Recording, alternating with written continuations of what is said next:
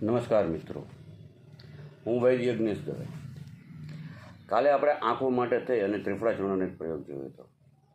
આજે ફરી પાછો આંખો માટે થઈને જ તે કાલે જે જોયો હતો એ બાહ્ય પ્રયોગ હતો પંચકર્મ પ્રમાણે.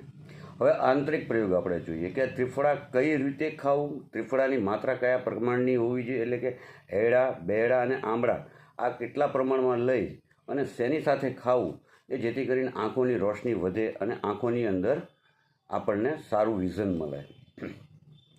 હું વૈદ્ય યજ્ઞેશ દવે. મારી ચેનલ જો તમે સબસ્ક્રાઈબ ન કરી હોય તો ફરી પાછો એક વખત કહું છું કે સબસ્ક્રાઈબ કરી લો.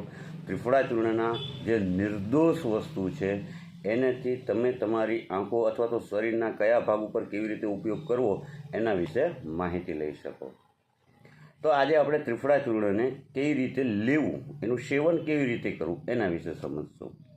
જો આંખો માટે ત્રિફળા ચૂર્ણનો તમારે પ્રયોગ કરવો હોય તો એની બનાવટ જે છે એ થોડીક ચેન્જ થઈ જશે.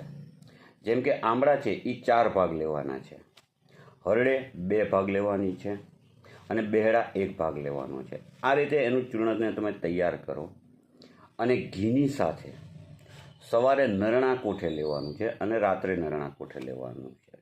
હવે એક ક્લેરિફાઈ કરી દઉં કે નરણો કોઠો એટલે જનરલી માણસ એવું વિચારે કે ભાઈ સવારે ઉઠીને તરત લેવો અને નરણો કોઠો લેવો કહેવાય, પણ એ ખોટી વસ્તુ છે.